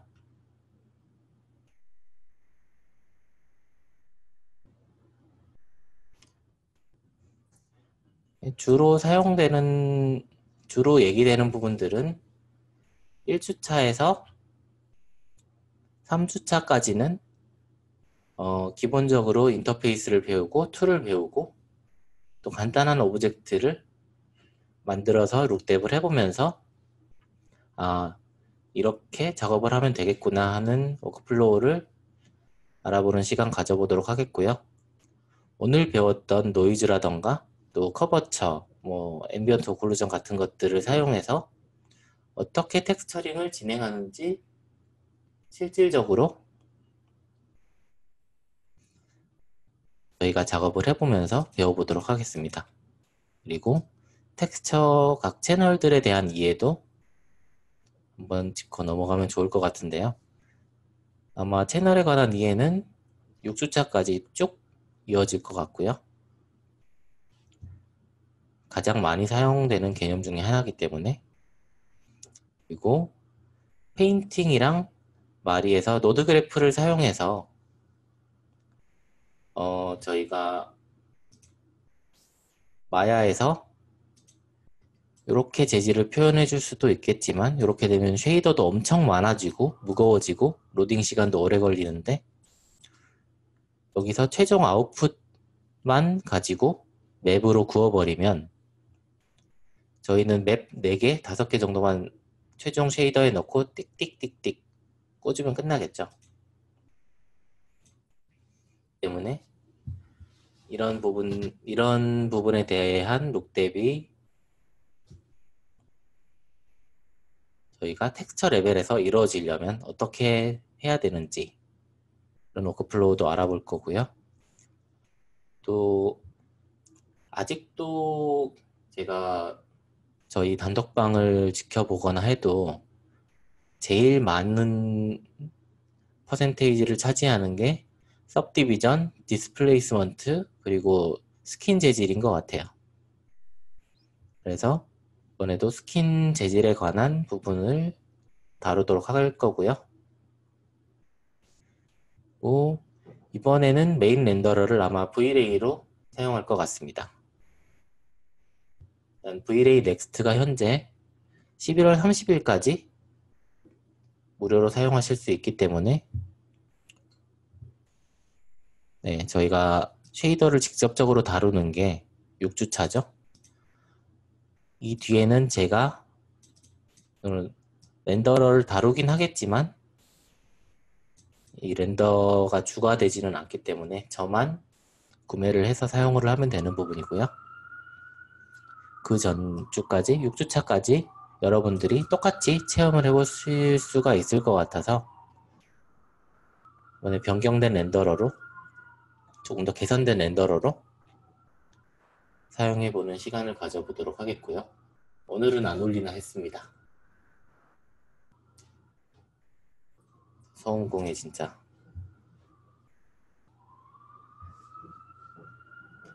그러게요. 베타 4까지 나왔으면 더 좋겠는데 조금 더 오래 하겠죠? 베타 테스트를.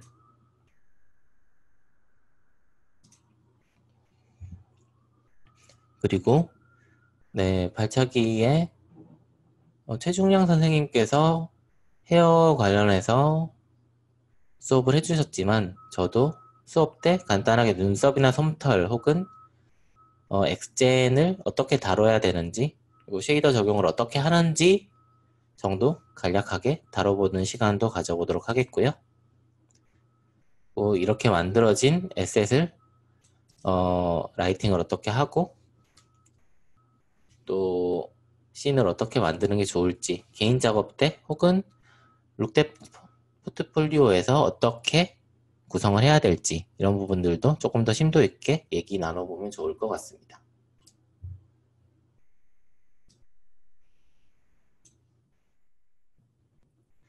그래서 주로 사용되는 부분들은 넥스 혹은 마야 그리고 마리 4.2 익스텐션 팩은 당연히 저는 이거 이제는 익스텐션 팩 없이 작업 못할 것 같아요. 그리고 서브스턴스 페인터에서 아까 말씀드렸듯이 마스킹 기능이 굉장히 강력하죠. 이 부분들을 저희가 마리와 어떻게 연동해서 사용할 수 있을지 그것도 한번 배워보는 시간을 가져보도록 하겠고요. 포토샵이나 누크 같은 이미지 편집 툴도 간간히 사용을 하게 될 것 같습니다. 그 외에도 필요하다면 이 툴 저 툴 조금씩 건드려 보긴 하겠죠. 이런 내용들 지금도 계속 개인 작업 디벨롭을 진행을 하고 있는데요. 어제 단톡에 올려드렸다시피 이런 피볼 재질에 대한 표현들 제가 고민도 많이 하고 있고 또 연구도 많이 하고 있는 부분들이기 때문에 아마 기초 지식이 없으신 분들이나 또 이런 부분을 아직까지 안 해보신 분들 그리고 관심이 많으신데 엄두가 안 나시는 분들은 조금 더 쉽게 다가가도록 제가 준비를 해드릴 수 있을 것 같아요. 네, 어드밴스 수업 관련해서 혹시 질문사항 있으신 분들 있으실까요?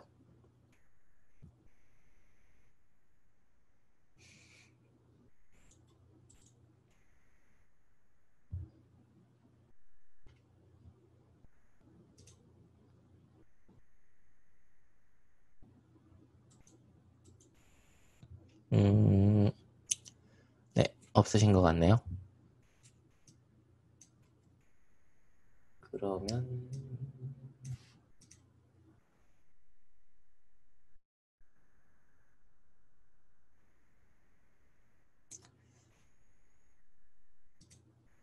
여기 있다. 네, 그러면 포트폴리오 제작에 관해서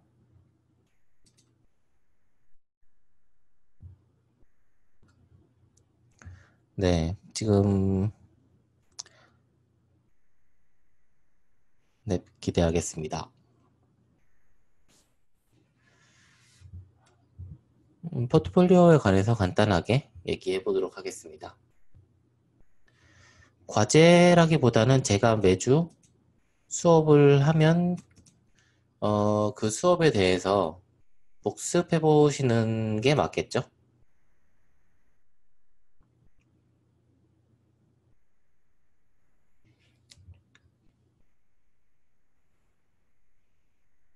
사실 제가 과제를 내드려도 하시는 분만 하시고 안 하시는 분만 안 하시기 때문에 늘 복습을 하셨는지 그리고 복습을 해보시면 자연히 질문이 생길 테니까 그 부분에 관해서 같이 피드백도 해드리고 또 트러블 슈팅도 해드리고 이러면 좋을 것 같습니다.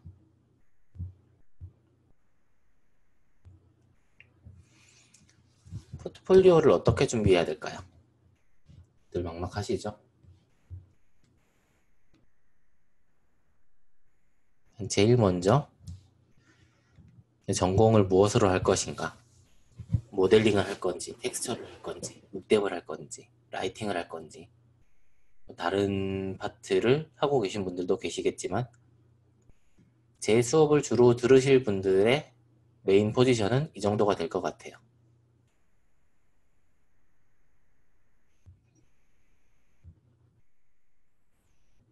모델러 분들은 조금 더 모델링을 많이 보여줄 수 있는 모델링을 해야겠죠? 지난 제 수업 들으셨던 분 중에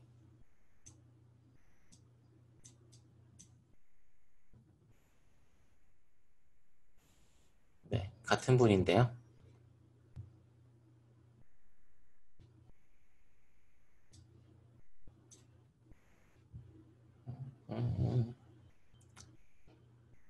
이런 식으로 조금 더 복잡하고 많은 양의 지오메트리들을 만든 걸 보실 수 있죠.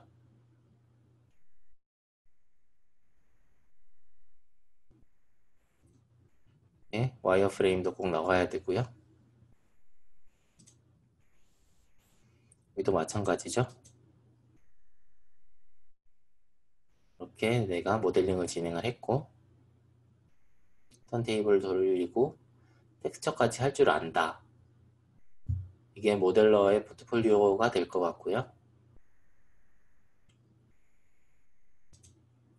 다음 텍스처나 룩뎁 아티스트는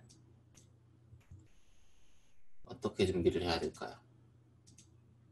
저는 제 학생은 아니었고 여기 밴쿠버에 있는 교육기관에서 수강한 학생의 포트폴리오인데요.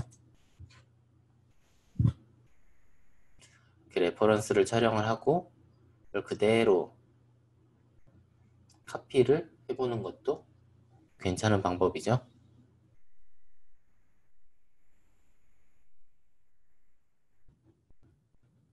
정말 별거 없어요. 그냥 있는 거 그대로 만든 건데 잘 만들었죠?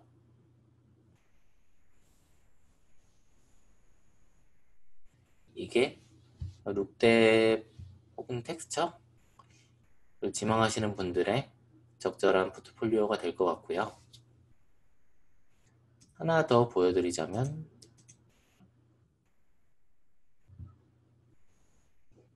또 마찬가지. 얘는 조금 더 오브젝트가 단순하죠.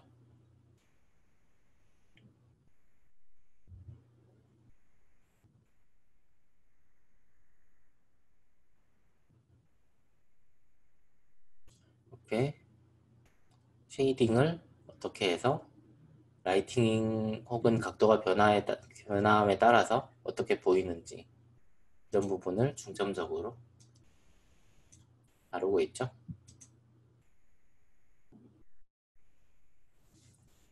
얘는 저희 회사에 있는 앤데 또 심플하게 이런 오래된 옛날 카메라를 만들었었어요. 여기 학원 룩뎃 아티스트들은 다들 이런 식으로 한 놈만 팬다 이렇게 시작을 하더라고요. 하나를 만들어도 잘 만들면 그만이겠죠.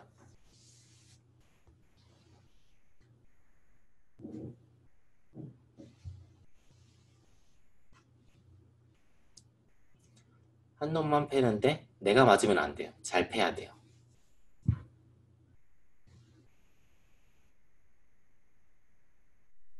이렇게 맵들 사용했다.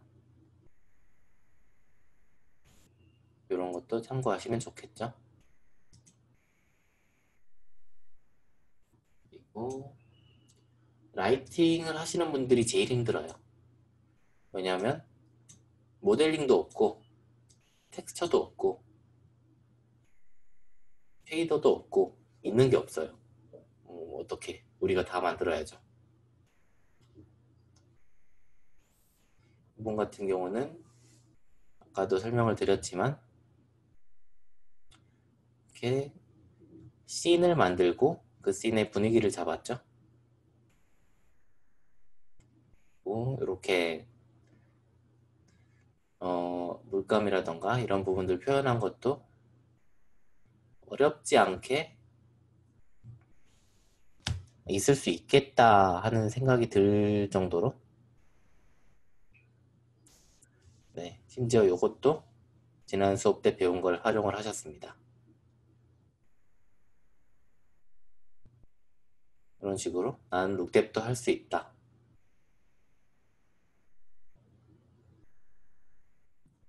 이렇게 분위기를 잡았다.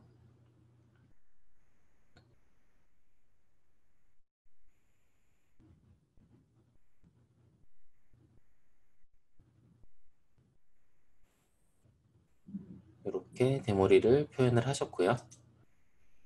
또 하나 더 보여드리자면 네, 친구도 저한테 배운 분인데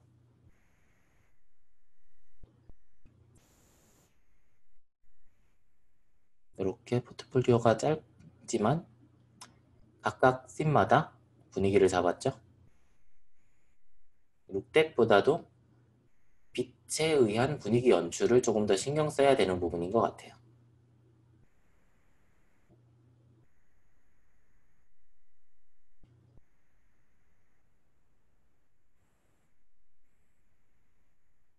엄청 넣었죠.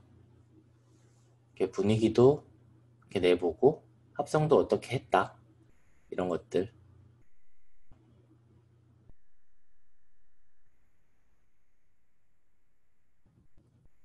이런 게 라이팅 포트폴리오가 될 것 같습니다.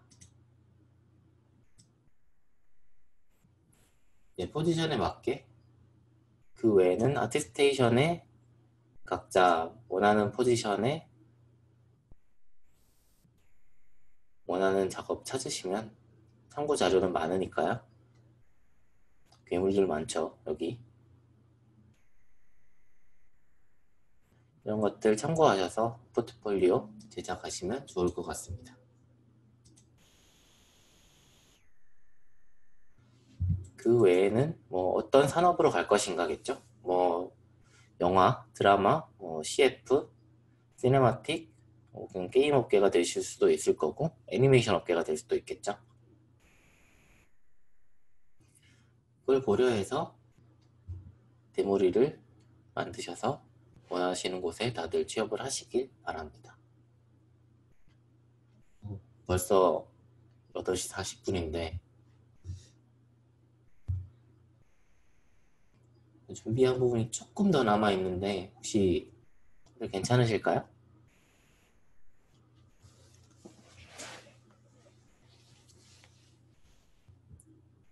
네, 일단 라면. 네, 저도 아직 한 20분 정도는 시간이 더 있기 때문에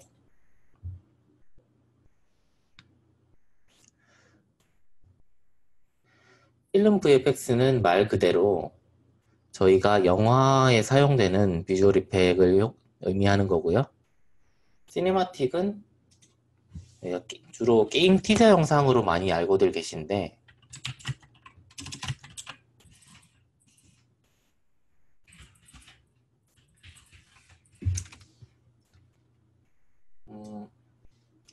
이런 거 생각하시면 제일 좋지 않을까요? 이런 영상들 게임 중간중간에 나오는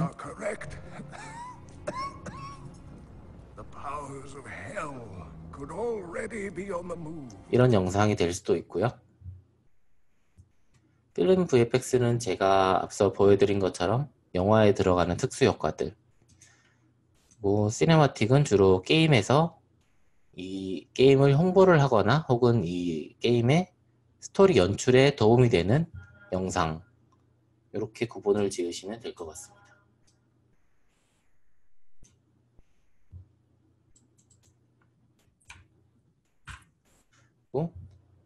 네, 밴쿠버에 관해서도 궁금하시는 분들이 있으셨던 것 같아서 간단하게 수업을 얘기를 해볼게요.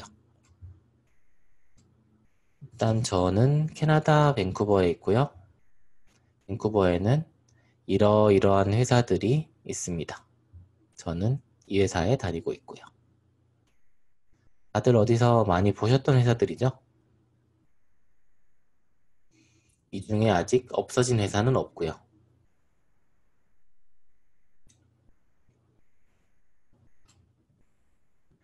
늘 굴지의 대기업인 ILM이나 소니 같은 회사들도 있고 규모만 놓고 보면 거의 세계에서도 탑급인 MPC도 있고 디넥, 메소드, 애니멀로직, 이미지 엔진 같은 스튜디오들이 위치하고 있고요. 이 외에도 애니메이션 회사나 커머셜 회사 같은 곳도 굉장히 많이 있기 때문에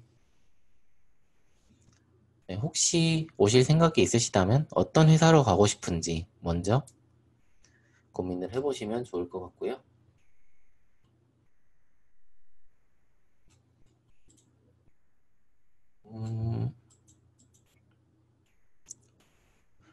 그리고 한국이랑 캐나다가 일할 때 어떻게 다른가? 제일 궁금하신 부분들, 급여. 한국은 아마 지금 신입 연봉이 보통 한 2,400 정도? 그렇게 알고 있는데 그게 최저임금에 거의 딱 맞춘 거라고 알고 있어요.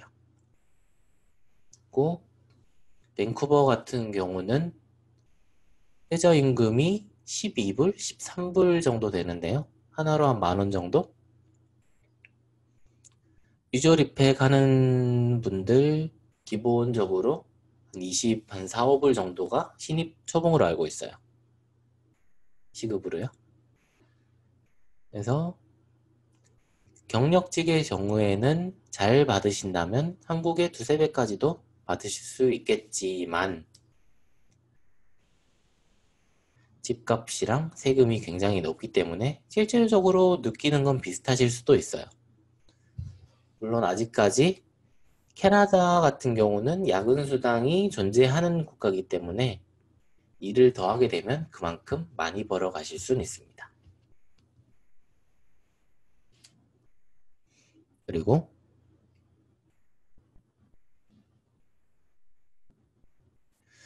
복지 같은 경우는 한국이랑 대체로 비슷하고요.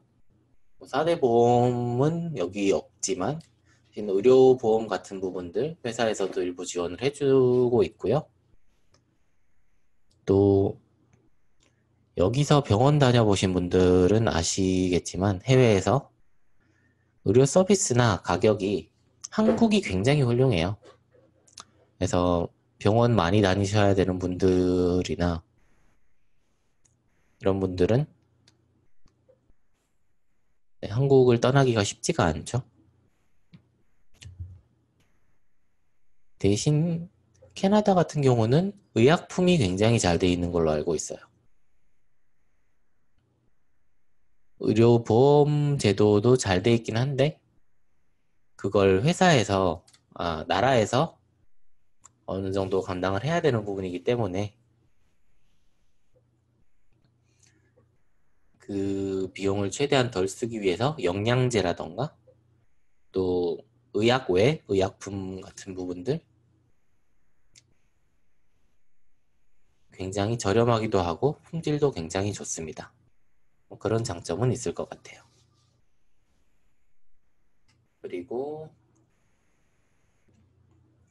신분, 해외로 딱 나오는 순간 저는 외노자죠. 한국에서도 외노자 그러면 조금 인식이라기보다는 네, 해외에서 돈 벌러 왔구나 이런 생각. 저도 여기 오니까 똑같은데 다만 다른 점은 캐나다는 조금 더 이민자에 관대한 나라기 때문에 또 이민자로 구성된 나라기 때문에 나와 비슷한 신세의 사람들이 비슷한 처지의 사람들이 많다는 거. 한국은 아직까지는 단일 민족 국가에 가까웠었기 때문에 외국인 노동자들이 한둘씩 보이면 아직도 조금 신기하게 쳐다보는 경향이 있는데요. 여기는 동양인 비율도 높을 뿐더러 다민족 그리고 다문화 체제이기 때문에 어, 그 부분이 한국이랑 조금 더 다른 부분인 것 같고요. 한국에서 제가 쌓고 만들었던 신용도라던가 이런 것들 해외로 나온 순간 다 도루묵이죠. 다시 쌓아야 되고 인지도도 마찬가지. 그리고 네, 저는 나오면서 친구들이 근처에 없는 게 조금 힘들긴 하죠. 외로울 때 혹은 심심할 때 친구 불러서 간단하게 뭐 치킨이라도 뜯고 이러면 좋은데 여기는 상대적으로 적죠. 아무래도 여기 현지 친구들이 있지만 또 한국 음식 먹으면서 얘기할 사람은 많이 없다는 거. 그리고 해외 같은 경우는 한국은 아직까지도 대부분이 정규직인데 반해서 해외는 기간제 혹은 프로젝트 단위로 계약을 합니다. 그렇기 때문에 조금 더 고용 안정성은 불안한 대신 정규직에 비해서 급여는 살짝 높은 편으로 알고 있어요. 그게 조금 더 다른 부분이라고 할 수 있겠네요.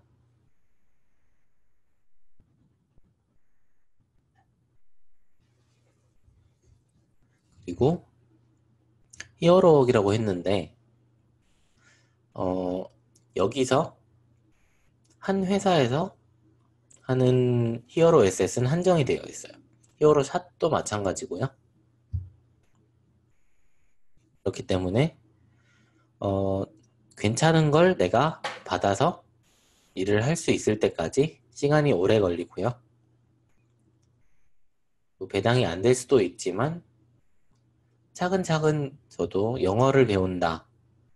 영어에 먼저 익숙해진다 생각하고 한 발짝 한 발짝 앞으로 나아가고 있습니다.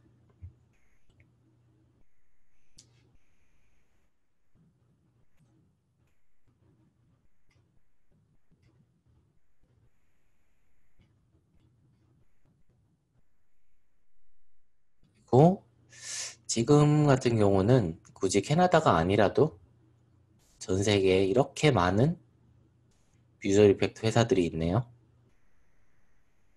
남미에도 꽤 보이고요. 유럽에 굉장히 많죠. 아프리카에도 있네요. 요즘 동남아 쪽이나 인도 쪽 핫하죠.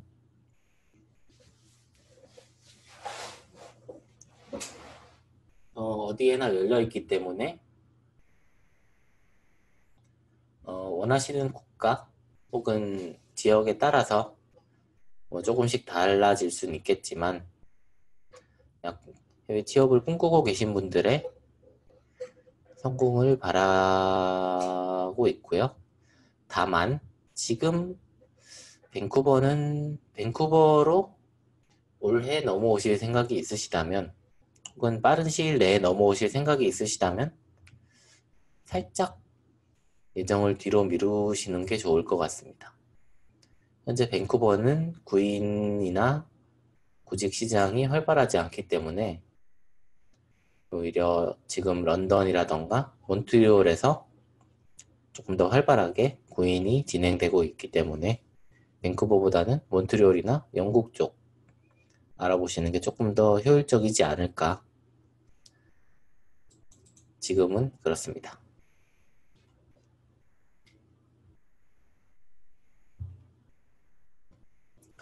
네, 이건 저도 모르고요. 언제 주에서 혹은 회사에서 어떤 정책을 발표를 하고 또 어떤 또 뭔가 베네핏이 있고 없고에 따라서 너무 많은 부분이 바뀌기 때문에 글쎄요. 물론 본인이 데모릴이 좋다면 지원을 하시는 건 돈이 안 들잖아요. 지원을 하시면 되는데 만약 워홀 비자나 이런 걸 받아서 오실 거라면 지금 여기 영주권이 있는 경력직들도 손가락 빨고 있는 애들 꽤 많이 있거든요, 지금은. 지금이 또 밴쿠버 자체에도 일이 많이 없지만 헐리우드 블록버스터들도 지금 개봉하는 것들 대부분이 절반 이상이 작년 혹은 올해 초까지 해서 제작이 완료된 것들이에요. 엑스, 엑스맨 다크 피닉스 말고 뉴 뮤턴트였나? 그거는 올 초인가 완성이 됐어요. 네, 아직까지 개봉을 못하고 있고요. 그런 것들이 물려서 쌓여 있다가 내년까지 라인업에 문제가 없기 때문인지 전체적으로도 비주얼 이펙트 인더스트리는 많이 슬로우한 편인 것 같습니다. 본인이 데모릴이 좋고 인터뷰를 잘 보신다면 언제든 나오실 수는 있습니다. 언제나 예외도 있고 괜찮은 데모릴이 있으면 마다할 이유가 없겠죠? 혹시나 인터뷰를 보시게 되는 분들은 저한테 뭐 개인적으로 연락을 주셔도 좋을 것 같고요. 그러면 제가 아는 한도 내에서는 질문에 대한 답변이라던가 또 어떤 부분들 조심하면 좋겠다 하는 부분들에 대한 조언도 드릴 수 있을 것 같습니다.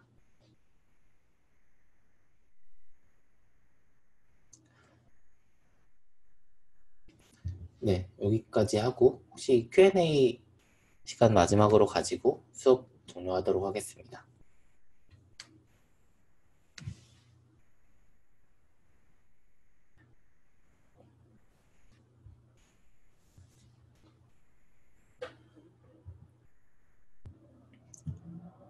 혹시 해외 생활에 관해서 혹은 오늘 수업 내용들에 관해서 어드밴스 수업에 관해서 궁금하신 부분들 있으시면 지금 질문해 주세요.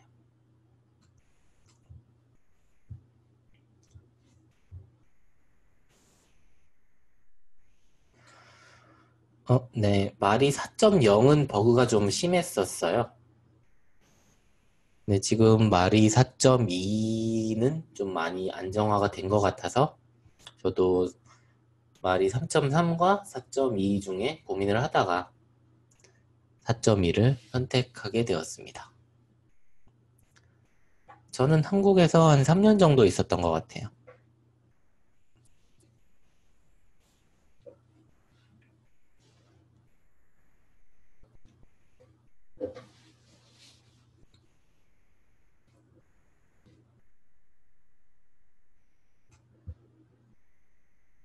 제가 나올 때까지만 해도 저는 여름에 나왔었는데 여름에 원래 구직 시장이 조금 많이 힘든 편인데 또 저 나올 때까진 여름에도 구인이 꽤 있었어요.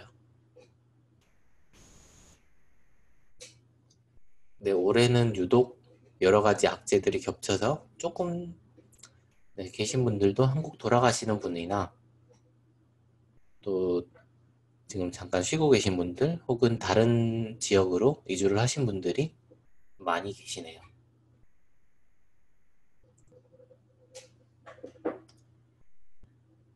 횟수는 중요하지 않은데 경력이 3년 이상 되는 건 꼭 필요한 것 같습니다. 어느 나라건. 뉴질랜드나 호주도 그렇고요. 3년, 최소 3년 이상의 경력이 있어야 회사에서도 비자 발급이나 또 얘를 두고 썼을 때 잘 데리고 쓸 수 있겠다 하는 걸 좀 안심을 한다고 해야 될까요? 3년 이상 경력 있으시는 걸 추천을 하고요.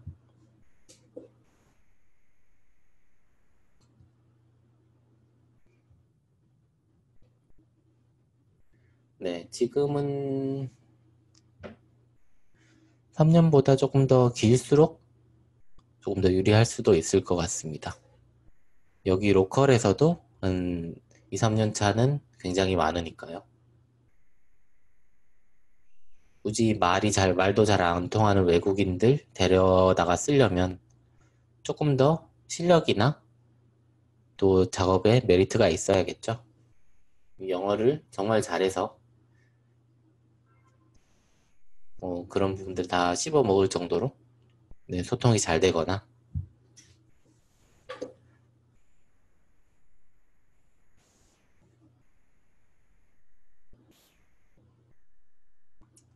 네, 여기까지 해서 추가 질문 없으시면 수업 여기서 마무리하도록 하겠습니다.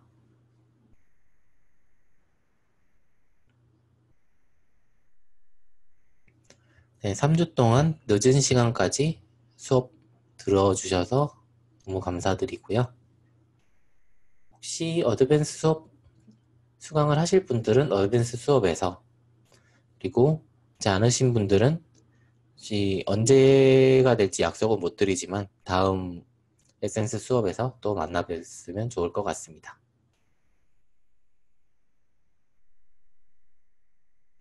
네, 다들 너무 수고 많으셨습니다. 감사합니다.